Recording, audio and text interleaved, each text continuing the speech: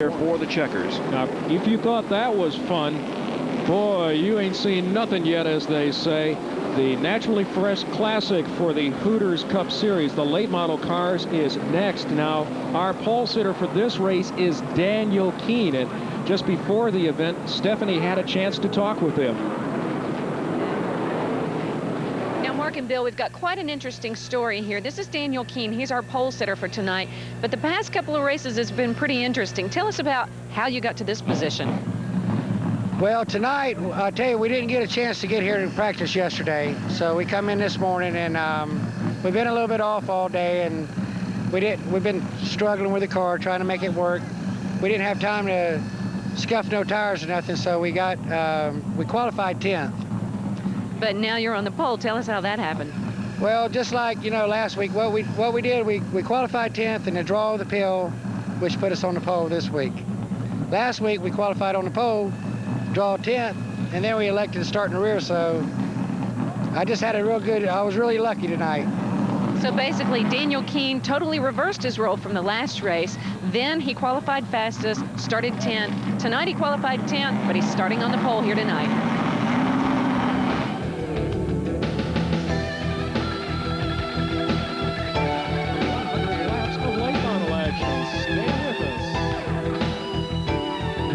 Our Hooters Cup race, Daniel Keene and Dick Anderson on the front row, Daryl Shelnut and Wayne Niedecken on row 2. Taking a look at row 3, Bobby Gill and Mike Garvey. Row 4, Dan Bendingfield and Tony Walls, 2 local drivers. Row 5, Mario Goslin and John Crow. Row 6, it's Bruce Stone and Derek Kelly.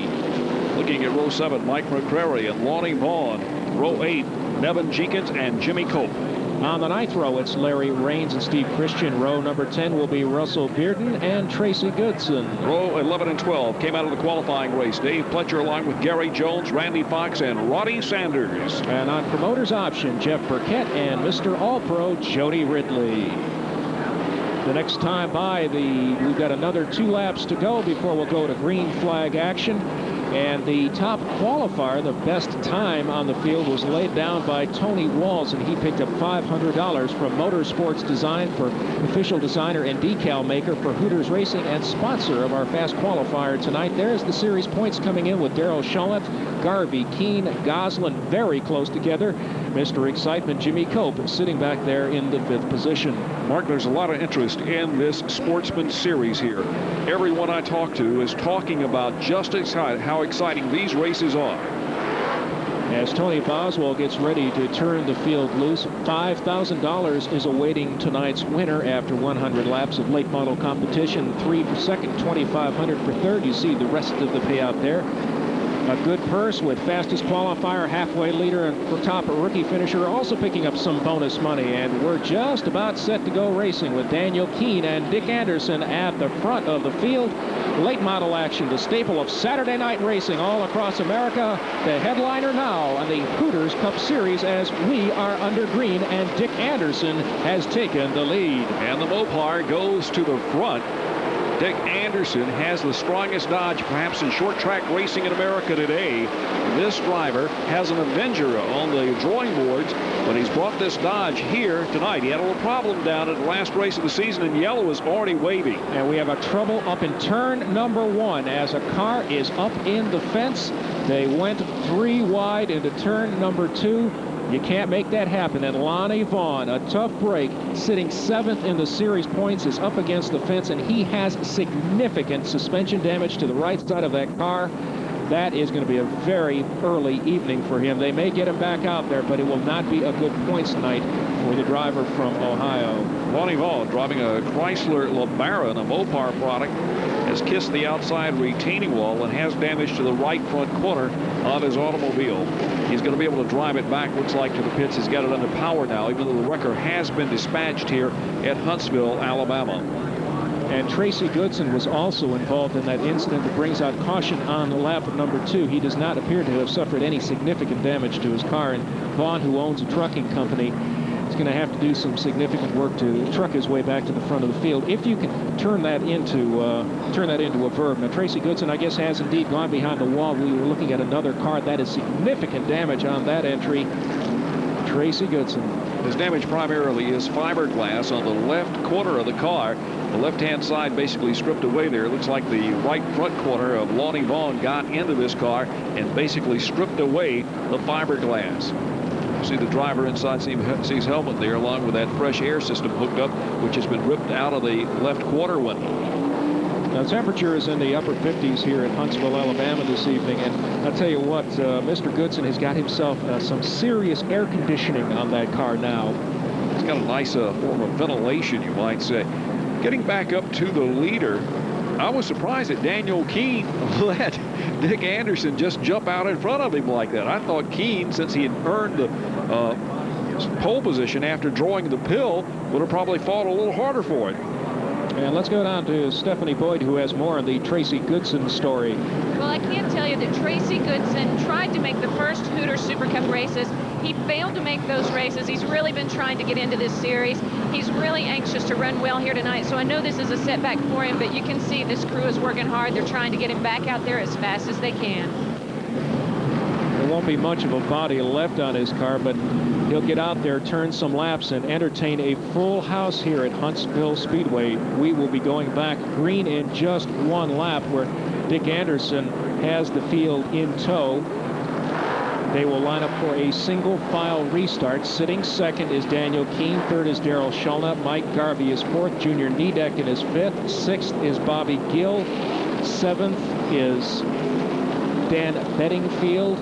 Eighth is John Crow. I'll take that back. In the eighth to the seventh position is Tony Walls. Then behind him is John Crow and Mario Goslin. The green is waving, and we are back to speed. Lap number 6. Dick Anderson gets a nice jump once again on the field. He's really coming up through the gearbox well when he comes out of turn 4 on these restarts. And he's already opened up a 3-car length advantage on second place, and everybody now is settling down single file. And that gives you a sense of just how fast they're turning laps here in this quarter-mile track. They're turning them in 13.2 seconds, and that is hustling. When you think about how quick they qualified, Tony Walls won the pole at 12.83 seconds. We're talking to Donnie Allison earlier. He said back in 1961 they were turning this track at 13.65 in an old 33 Pontiac Modified with a fuel-injected V8 engine. This track was also resurfaced a few years back, and that certainly has helped the speeds, as Dick Anderson is the man speeding around this facility. And another one of the Dodge products out there this evening. Dick Anderson, a driver with many victories down in Florida, late model racing, was the leader for 42 laps of the season opener down at New Smyrna Speedway before an engine problem sidelined him. Other than that, he would probably be our series points leader, a veteran with a lot of talent. And I'll tell you what, it's been a lot of years since Dick Anderson has been to the Huntsville Speedway, but he really loves this track. The last major event that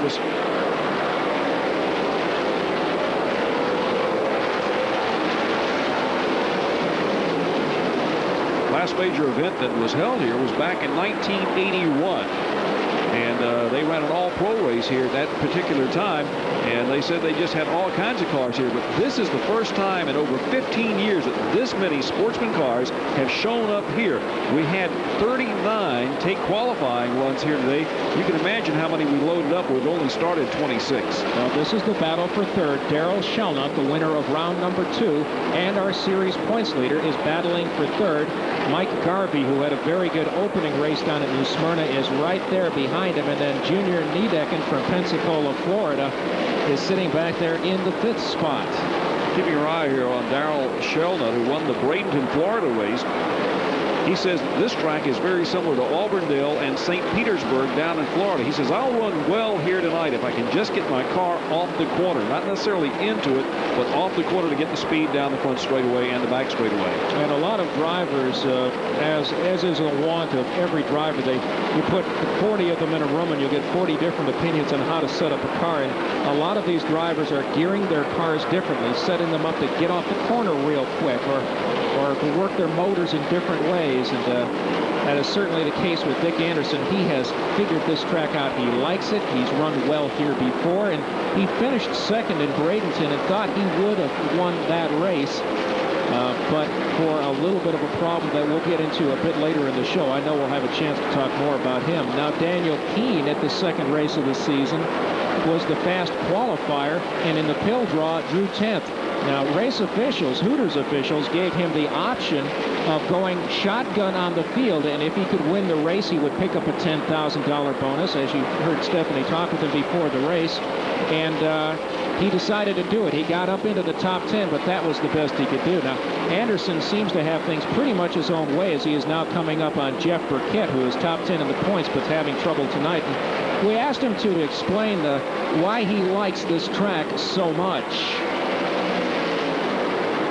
This is one of the easiest tracks I've ever run, and the people that own the track really deserve a compliment on the way they fixed this place up, because I tell you what, this is one of the nicest facilities I've been to.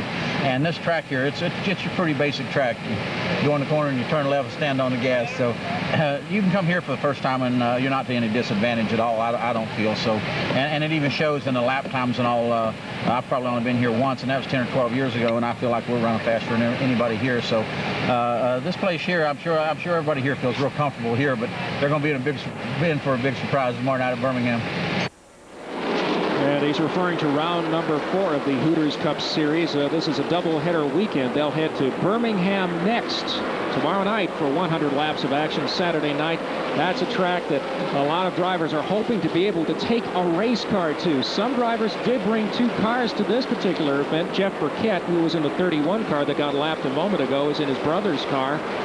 Because he wanted to have 2 cars available to him. Now look at Keene. Look at how fast he has closed up on our leader.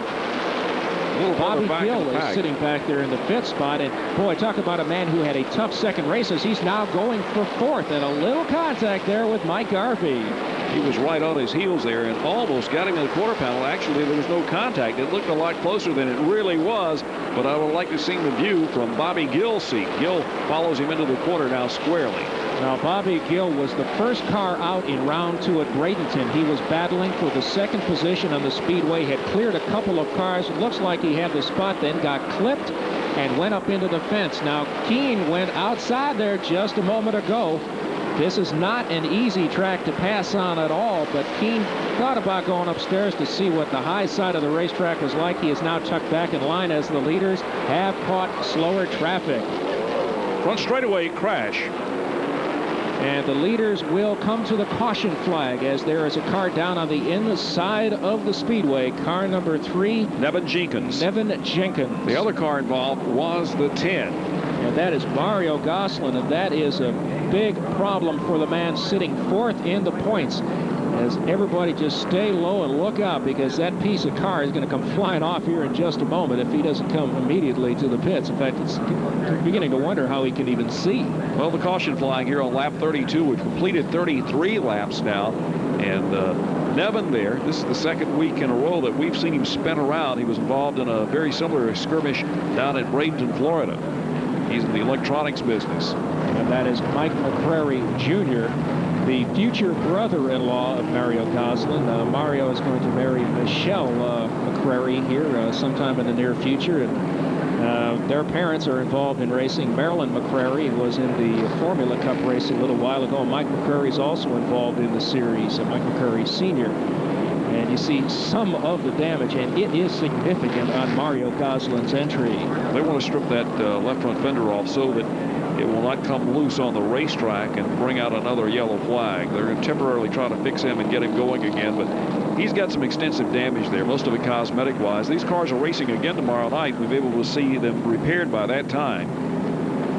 Right behind Jones in the 6th car. And 92 got a little bit of a nudge there, as he's probably getting a call on the radio about trouble on the speedway, and that is a nice job of keeping that race car underneath him. He sure did. And Jody Ridley, by the way, is a lap down in the 98 Ford Thunderbird. But there is the battle for first place. There's Keene went to the high side after Dick Anderson got loose out of turn 4. And that was prior to the caution. And here is now a look at the 2nd incident of the evening. And that's also, I believe, Jimmy Cope that may have had a little bit of contact in there in the 15 car. And some damage on the 10 car of Gosselin.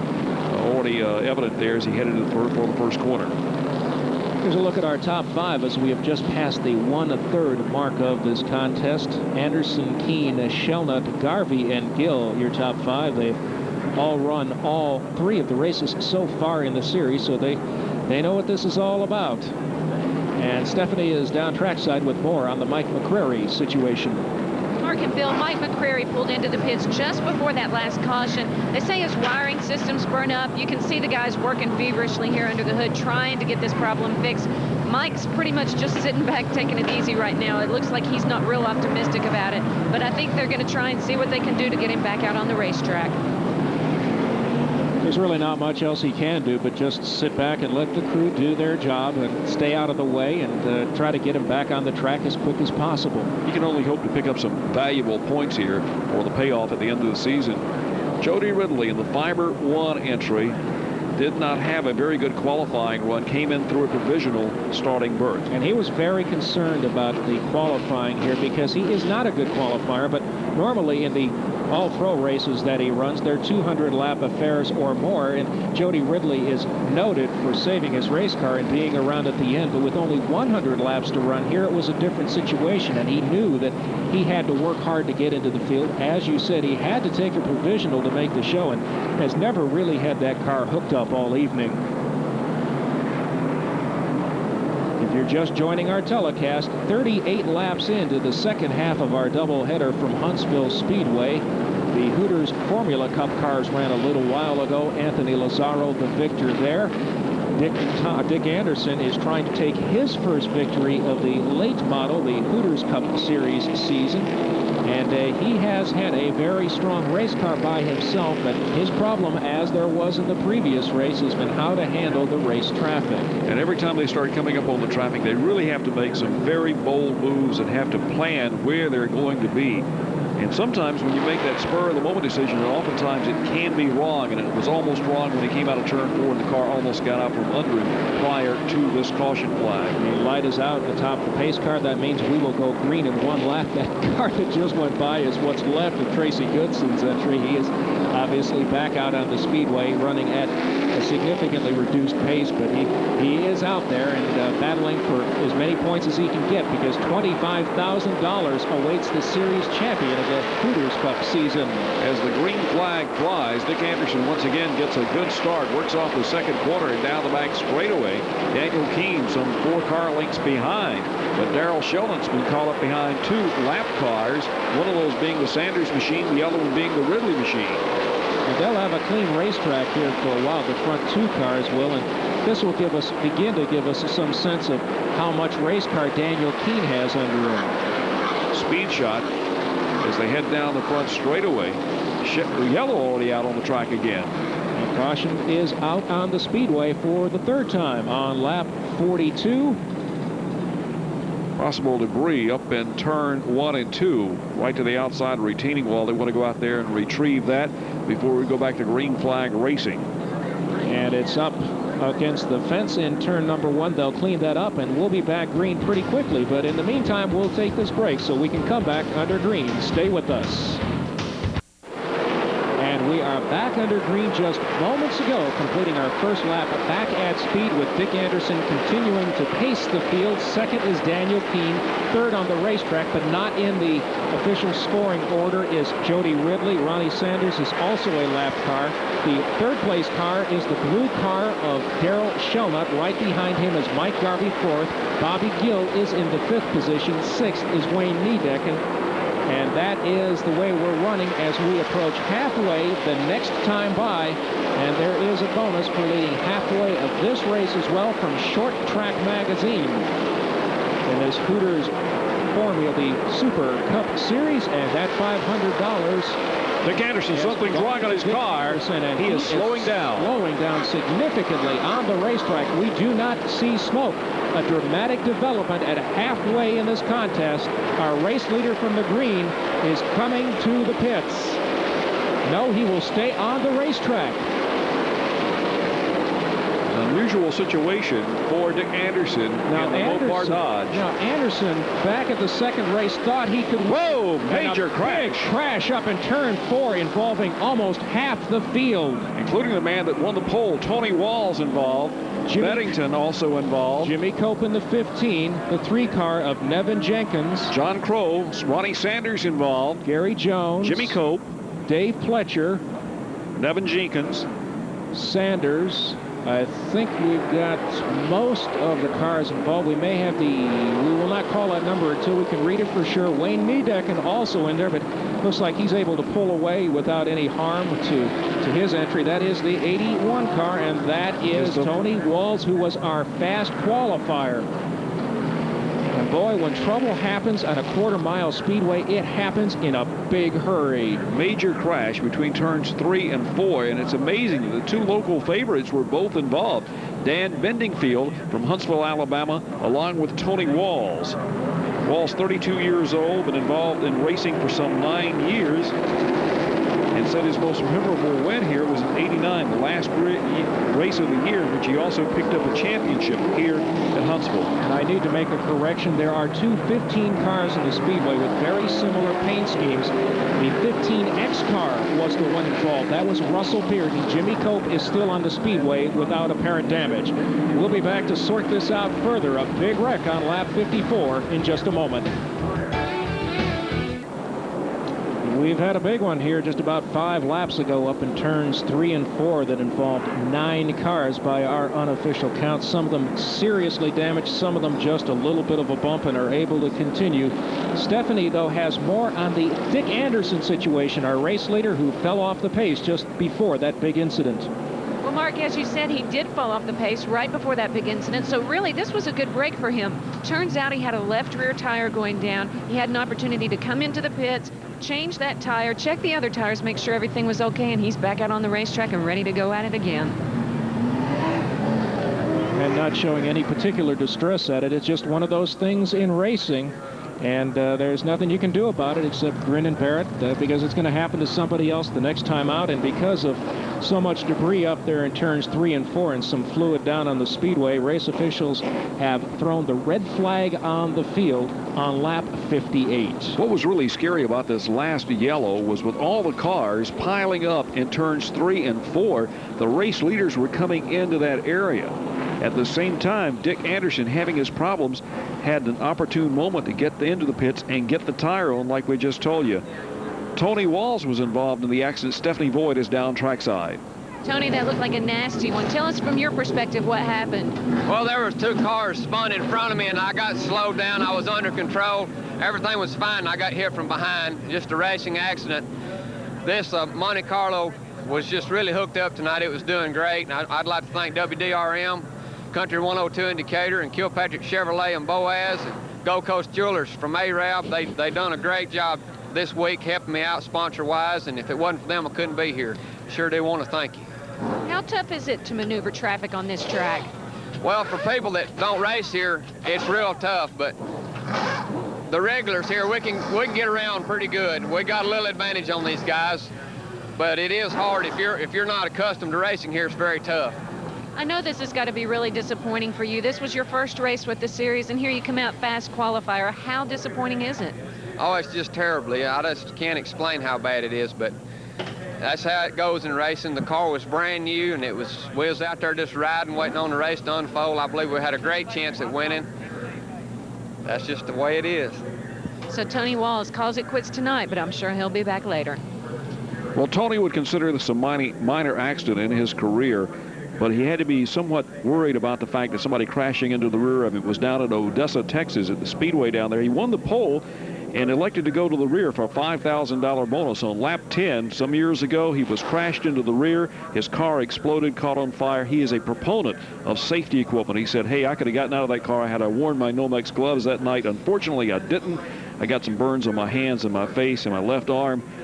Guys, wherever you're racing on a short track, be sure and wear your Nomex, wear your gloves and your helmet, and wrap yourself up real tight. So that was a scary incident for him. And it is Siamese wreckers up there in turn 4. Those 2 cars were hooked together, and that's part of the reason they've had so much attention over there. They have, as you see, just gotten them separated. Let's take a look at the top 10 as the field went under the red flag here about 5 minutes ago at the Huntsville Speedway. Of course, the race leader now, Daniel Keene, in the number 5 entry. Sitting in second place in the grid, Darrell Shelnut, the winner of round 2. Then it was Mike Garvey, Bobby Gill, and Wayne Niedecken sitting back there in the 5th position. Sitting in the 6th spot, and by no means out of it based on what we've seen, is John Crow, the rookie driver who does a lot of racing last year, did a lot of racing with the Legends Series in Charlotte, North Carolina. Jimmy Cope, a winner of the Florida Pro race last weekend down in the Sunshine State, sits in the 7th spot. Mario Goslin, despite all the damage that he suffered before, sits 8th. We'll explain a little bit more about that in just a moment, how he can be 8th after a big wreck. 9th is Bruce Stone, the son of the track owner Ron Stone, so having a good run there. And Derek Kelly is 10th. And Bill, let's explain just a little bit now how a driver like Mario Goslin, who suffers all that damage and was obviously passed under that yellow by other cars, can still be shown in the top 10. One of the things they don't do here is they don't put you a lap down if you get passed under yellow. That's a big advantage here. The short track rules are favorable to seeing close, tight competition among all the drivers, so they don't want to put you at a disadvantage in a 100-lap sprint car race. Now, Jimmy Cope is sitting back there in the 7th spot. His brother, Mike Cope, his younger brother, is better known as the NASCAR All-Pro champion, and for this family, racing is their life.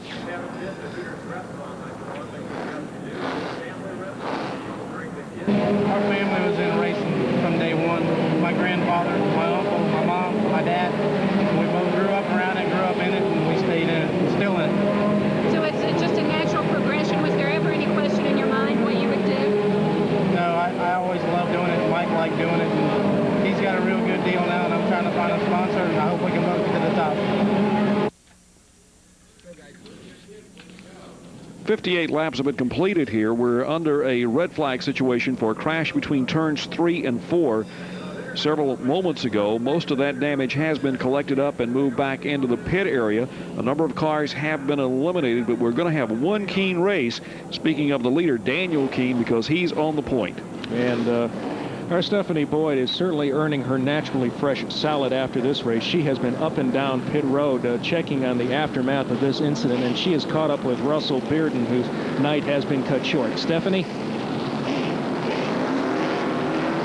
Car isn't totally trashed because it wasn't brought in on the record. Russell, how bad was it? It's really not that bad. It looks worse than it actually is. The rear end got knocked forward on it, and it's, you know, we're out of the race, but the car's not really hurt that bad. From your seat, what happened? You couldn't tell. There was someone in the front turned around, and everybody just piled in there. And then I got hit from the rear. It hurt my car worse than in the front. You're another guy that this is your first race with this series. How much of a setback is this for you? Pardon me? I can't hear you. How much of a setback is this for you? This is your first race with the series. Not bad, really. We're not really going to chase all the series, I don't think, as far as points, because we've already missed the first 2. We're going to run as many of them as we can. There's so many good cars here. I tell you, it's going to be tough to run good. So Russell Bearden, another early casualty here tonight.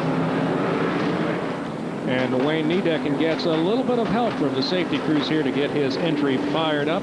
He's having a great run going. Can he move all the way to the front? We'll find out in a moment when we come back. Speedway in Huntsville, Alabama, a beautiful portion of the northeastern part of the state of Alabama in the Tennessee Valley area.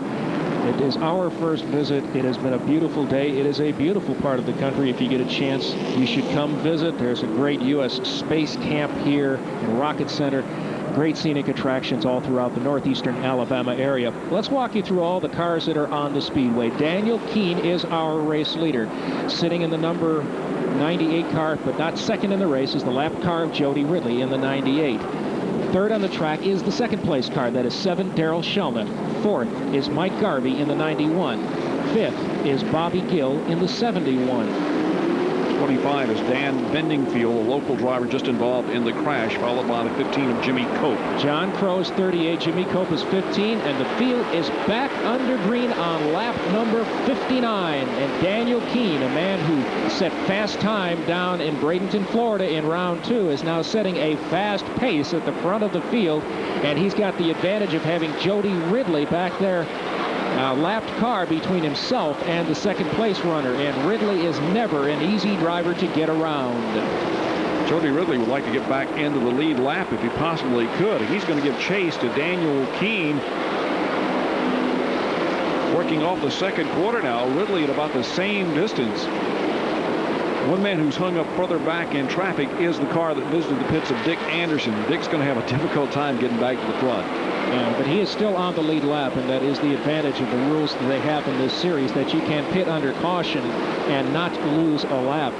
Keene pretty much got things his own way right now, but Ridley has really closed up on him, and looks like he might have enough car to at least unlap himself. Getting back to the front and possibly winning, I think, is a little bit too tall an order for tonight as they pass the damaged car of Jeff Burkett, the 31 car. And we'll call other cars, though they may be lapped as they overtake them, to let you know where your favorite driver is, if he's still out on the speedway, and where he is in the running order. Ridley said it takes him a while to get into rhythm on a quarter-mile racetrack like this. And we'll go back a little further now. And we'll pick up on Mike Garvey along with Bobby Gill. Gill goes to the high side. And Gill really trying him hard. The hard way around, which is on the high side. And then Bedingfield sitting back there, gave him a shove. Definitely banged on him there. And that braking traction allowed Garvey to open up a couple of car lengths advantage and take the pressure off him for the moment. Bedingfield, a hard, strong competitor, a local driver here at Huntsville, Alabama. Always puts on a good show here. Back up towards the front. You would think Jody Ridley would be running for the lead when he's a lap down. Well, he's still a competitor, and he's doing everything in his power to get himself at least in a competitive position. With the big wreck we had here at mid-race, it's not impossible, not likely, but it's not impossible that the leaders might not be swept up into it, and Ridley could suddenly put himself in position, as we've got a big wreck up over there in turn 2 that has just slid down off the speedway. And that will bring out the caution on lap 67. The leaders were beginning to catch it, but everyone has gotten through in good order. 67 laps in the book, and Jody Ridley, just think if he'd gotten by just a lap or two ago, would be back in the lead lap. Nevin Jenkins, the man that came up with fallen and I can't get up electronic alarm, finds himself spun around at the base of the racetrack between turns 1 and 2. And he's beating that race car up a little bit at a time. He's been involved in several incidents here tonight. Has to wonder if he's not a billiard ball in the middle of a very ferocious game of pool. Told me earlier, I need a sponsor, and looking at him now, he's going to need a brand new body for that race car. Now, you're watching the Naturally Fresh Classic, and for those of you who may not be familiar with the product, a Naturally Fresh is a line of salad dressings, and you can't get much fresher than this. It's so fresh that it's actually in the produce department, and it's one of those products where if you don't have it in your supermarket, you need to talk to your supermarket manager. Just walk up and say, listen, would you start carrying the Naturally Fresh line of products? They listen to the customers. They want you to come into their supermarket again, so mention to them the product, Naturally Fresh salad dressings, and get them there. We know that race fans are real loyal to their products. The folks at Hooters, who are putting this whole series together, own the Naturally Fresh line of products. And as loyal race fans, help patronize the product, and you will not regret it. Aside from buying a jar or 2 or 12 of it, it is excellent. Well, you'll find it right there in the quart jars or pint jars that they have it in the produce section, and it's thick and rich, and it is delicious. If you'd like to try it, just go to a Hooters restaurant. They put it on all of their salads at the Hooters around the country. You might think that listening to us that all we do is eat, and yeah, that's pretty much true. Well, the first thing we did when we arrived here today was ride right by the Hooters. And you've got a reservations for over there tonight, don't you? Yes, after that, we're headed over there this evening to enjoy 300 or 400 wings, I'm sure. Let's take a look at all the cars through the field. The 03 car working her way from the back was Lonnie Vaughn. He was involved in one of the early incidents of this contest. Larry Raines in the 37 car there, and right in front of him is Gary Jones. The 4 car, of course, Randy Fox, who was involved in a crash in the qualifying race. The consolation, the 75, is Dave Pletcher. Working our way forward. Pletcher is 12th now. Dick Jones, a man who led much of this race, Dick Anderson, came to the pits during the caution at mid-race to get a fresh tire. Sitting up ahead of him on the racetrack is the 9 car. The 38 car sits 9th on the speedway, John Crow. In the running order. The 3B, that's Bruce Stone in 8th. 7th is Mario Goslin. 6th is Jimmy Cope. 25 is Dan Bendingfield, local driver here. 71 is Bobby Gill. Bendingfield involved in the crash between turns 3 and 4. That's why he has substantial damage on that car. Then we see the Mike Garvey car, the 91, and Darrell Shelnut, the winner at Bradenton, Florida, in the 7. The field anticipates the green, and they are right on lap 73. Daniel Keene leads the field back to turn 1 once again, and we have trouble in turn 4. Larry Raines. Larry Raines, we talked about a moment ago. His hood popped up for just a second, popped back down, but it does bring out the caution immediately for the 5th time this evening.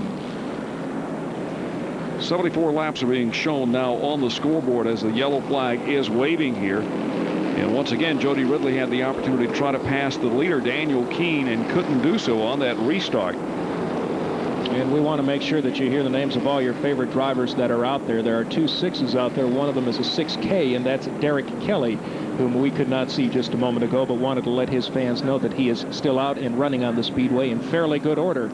Well, the reason that we have some duplicate numbers here is because we had so many cars come to this racetrack. This series is growing in popularity, especially with these V8 engine cars, primarily known as sportsman racers. Good cross-section of cars being represented with Dodges, Pontiacs, Oldsmobiles, Chevrolets, and especially with a brand new Chevrolet Monte Carlo body on many of these vehicles. This series will visit a number of short tracks throughout the southeastern United States. Also, we'll get up into Flemington, New Jersey, Columbus, Ohio, Toledo, Ohio, as this form of racing keeps getting more and more popular.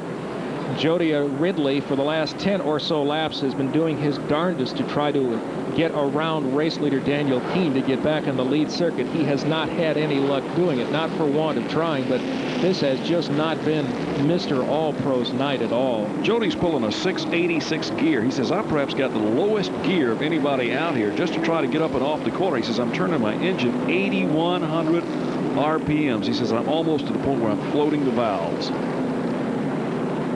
That's hanging it out there pretty far.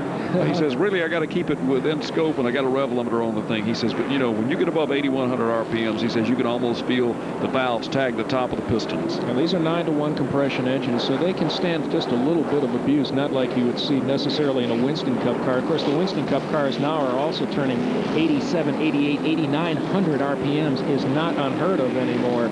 But Ridley will have another shot in just a moment to try to get back on the lead circuit. But he remains the meat in the sandwich between Keene and Darrell Shelnut as the green flag is back out once again. The leader goes to the first corner. Dick Anderson further back in the field is working his way by some traffic. Dick Anderson could very well end up with the leaders very shortly. But Daniel Keene works out of turn 4 now. Keene in the 5 car is kind of making up for where he lost down at Bradenton, Florida a few weeks ago when he started at the scratch position and worked his way up to 7th place, and that's where he finished. Tonight, he got the advantage by drawing the pole. There's Dick Anderson further back in the pack, coming by Mario Gosselin. And Anderson is passing cars. He's now up to Dan Bendingfield's car. Well, he hasn't gotten around Mario just yet. Let's let him complete that pass first. That took him a little while to do it, and he has finally got a clear track in a position he can duck inside if he wants, but he's taking it upstairs, and we really haven't seen any significant passing up there this entire race. Well, he's putting that Joey Arrington engine to work here. He's trying on the high side. He realizes if I'm going to pass him clean, I have to pass him on the high side of the racetrack. I shouldn't be down on the bottom because I could damage that right front corner of the car. Back up with the leader, Daniel Keene, out of the 4th quarter and back by the stripe. We have 83 laps in the book. And you also see what happens when you get there up in the marbles, too. The car does get loose, and Anderson really had to wrestle to keep it underneath him. This is the battle for 3rd. Mike Garvey in the 91, Bobby Gill in the 71. Gill won the first race of the series. He's got it downstairs. Has he got enough to do it? Most definitely. And the question is, will Jimmy Cope go with him? And he does. And there's Dan Bendingfield right there also. And then Dick Anderson's just out of frame. And Bendingfield pops the back end of the Mike Garvey car. And looks like he's going to dive beneath him getting into the first quarter, but can't make it. And Gill now pulling away, trying to catch up to the lead trio, with race leaders still Daniel Keene. Now in the series points, Darrell Shelnut is the leader coming in with Garvey, Keene, Gosselin, and Cope, the other 4 drivers in the top 5 positions. And they're all running pretty well. Gosselin's having problems, and Anderson, there was contact there, and once again a nice job of keeping that car cocked in the right direction. Beep, beep, tap, tap. I'm on my way.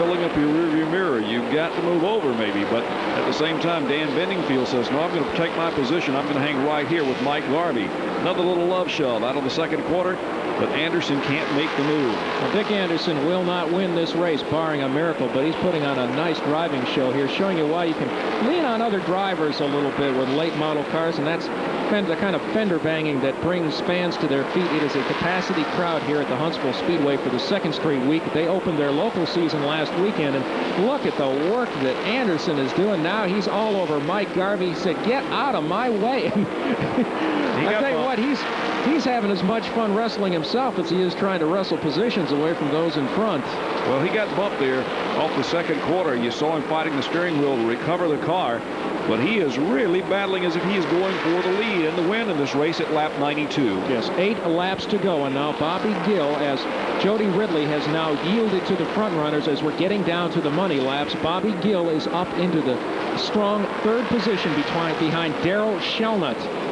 And this will be an excellent battle, too. You've got Shelnut, a young driver, showing a lot of promise with his performance down Bradenton. Bobby Gill, the wily veteran, almost won the All-Pro Championship twice and nose to tail the top 3 cars. All 3 of these competitors have a lot of respect for each other. And a call must go out to Jody Ridley, who let those 2 drivers by to race for the win and certainly enhance the show. And we've got trouble up in turn 1 right in front of the leaders.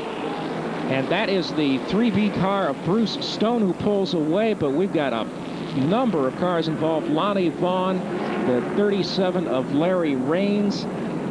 And the 12 car also involved, and that is Sammy Sanders. And this time, Larry Raines' troubles are significant. And we have another car. Out on the caution is out on lap 94. Another car down at the bottom of the racetrack, which we can't see right now, was also involved. But 95 laps in the book. Randy Fox involved. Randy now getting his car turned around beneath Larry Raines's. Raines climbing out of the car. Looks like, hey, I'm calling it quits. This has been rough enough. Going to see a replay now, Mark. See what happens here as the drivers. This is back coming off of turn 2. Now, they've actually got a couple separate incidents here. Now, that's Bruce Stone getting turned around. And he gets aimed back in the right direction and can keep on going. He loses a couple of spots, but no significant harm there. But, boy, look at this mess up against the fence in turn 2. They were all standing on the binders. They realized that there's some problems out of the second quarter. Their spotters said the track is partially blocked. Started standing on the brakes, taking evasive action, and found themselves up against the outside retaining wall. And there is just no way that they can react fast enough not to rear-end the car in front of them. We're going to take this break with 5 laps to go here at Huntsville Speedway. We've got 3 cars right at the top of the field. Any one of them could win. Stay with us. Top 10 finish in round number 2, but this has been a very long night for the driver of car number 37, and Stephanie Boyd has him trackside. Larry, it looks like it's pretty much every man for himself out there. Is that what happened in that last wreck? You just had to go where you could? Well, looked like a couple of guys got together up in front of us, and we tried to slow down, and I think I got pretty much slowed down for the most part, and I guess somebody behind me didn't, and I think it pretty much messed us up. We're going to be out for the night. Is that just a symptom of this track?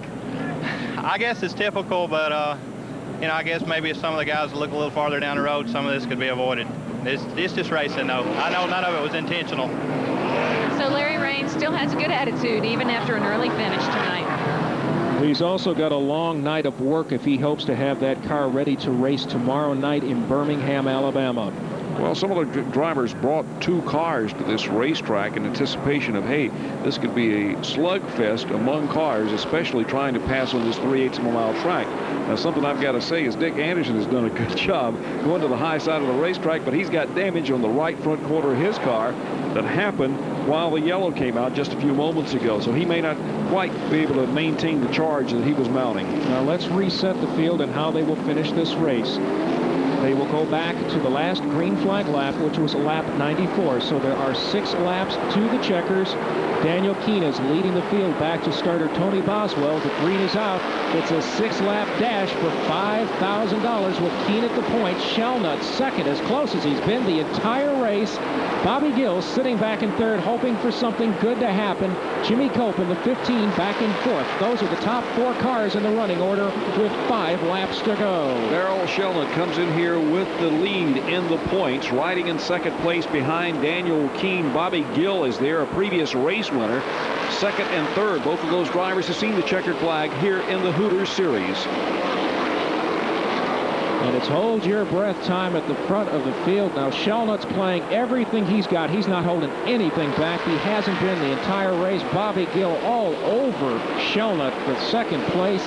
Cope back there in third. 3 laps to go. 3 laps here at Huntsville Speedway. And Keene has driven an exceptional race. Keene is a construction contractor, heavy equipment down in the state of Florida, and he said, I will bulldoze my way to the front, but he was much more of a gentleman here tonight as we come to get the white flag. 1 lap to go. There was contact in third, turn 3 moments ago. Will there be more as they head to the final turn? Shelnut closing as tight as he dares on Keene. Keene gets off turn 4 clean. There'll be no contact, and Daniel Keene from the pole will win round number 3 of the Hooters Cup Series here in Huntsville, Alabama. We saw a lot of racing here tonight. Daniel Keene taking the victory. Now, we've had the first 3 winners in the first 3 places now, with Gill, Shelnut, and Daniel Keene claiming the victory. Another sensational race here. We've been holding our breath for 100 laps. We've made it, and we'll be back to talk to the winner right after this. Second place for a good portion of this event until Dick Anderson had problems. Then he took over, and he would not let go of the point. Anderson did a sensational job to get back up to 5th after having a flat tire. He was as far back as 12th on the speedway, then rallied to a top 5 finish. Stephanie Boyd has the pleasant duty of talking to our race winners, and she's got Daniel Keene trackside. Well, speaking of Dick Anderson, Daniel Keene, let me ask you, how big a break was that for you when Dick Anderson's tires started going down? Oh, that was a big break for me. Dick was running awful good. You know, it was early in the race, and I wasn't going to try to, challenge him that early, but when his tires went down, I said, well, I mean, that was a big break for me, sure was. What about those last few laps? Darrell Shelnut, man, he was on his way up. You really had to race him. Yeah, my tires was doing the same thing Dick's was doing then. They were giving out, and we just hung in there, and Shelnut drove me good and clean, just like I thought he would. Like we all drive each other as clean as we can. So he drove me right. I won the race. I'm real happy. Now, I know that at the last event, you chose the option of starting at the back of the field, trying to pick up this bonus. Tonight, you started at the front of the field. Was that all the difference? Yeah, that makes a lot of difference on these short tracks. I mean, the farther you start up front, a lot more chance you have to win in the race. Well, Daniel Keene told me as I stepped up here that it was just lucky tonight, but you got to give him a lot of credit. It's good driving on his part. Congratulations to you, Daniel. Thank you very much. You have to be in a position to win. Sometimes you back into it, and mechanical problems affect every driver at some point or another, but if you're not in the right spot, you can't possibly win the event. Daniel Keene drove just the kind of race he had to. Maybe he didn't have the best car in the speedway, but he was there to take advantage of any misfortune that befell Dick Anderson, and indeed it did. One thing you have to take a look at is the top 3 finishers don't have any damage on their race cars, and because they don't have any damage on the race cars, it tells me that those drivers took care of their equipment so well so they would be in a position to finish here tonight and take a car to Birmingham. But a number of drivers don't have much of a race car left, and they're going to have some serious work to do or some decisions to make, because in 24 hours the series does head to Birmingham, Alabama. And if you're in the neighborhood, you definitely want to check the race out. The action will be just like this. Second place, not maybe what Darrell Shelnut wanted, but still a pretty good performance tonight. Stephanie is with him. Tell me about those last few laps. Was there any way you were going to catch Daniel Keene? Well, we caught him, but he knows the way to do it and stay on the bottom, and this is really not a real good 2-lane racetrack. So he done what he had to do to win the race. I mean, you can't take it away from him. He did a good job. How frustrating was it when you were sitting back there behind Jody Ridley and trying to get by and trying to catch Daniel? Well, Jody told me when we drove up behind him, he would let us go. So when I caught him, I was bad after a short green caution. He would let me go when I caught him. When I caught him and Bobby Gill caught me, they let both of us go. That was not a problem. Did you feel like you had the kind of car that you had at the last race when you won? Well, we had a good car. I think Bobby Gill probably had a little better, but he got some bad brakes, and we got some good brakes and run a good race. We finished where we go, but we're clean. We'll be at Birmingham tomorrow. Are you ready for Birmingham? You going to make any changes to your car? I'm sure we'll change something, but I don't know if we're ready.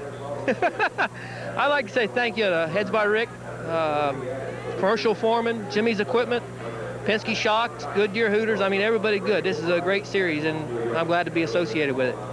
So Darrell Shelnut, second place here tonight. And unofficially, we have a dead heat for the series points lead between Darrell Shelnut and Daniel Keene in quest of the $25,000 champions bonus. Here's a look at the unofficial top 10 with Keene, Shelnut, Bobby Gill, Jimmy Cope, and Dick Anderson. A nice rally to finish 5th.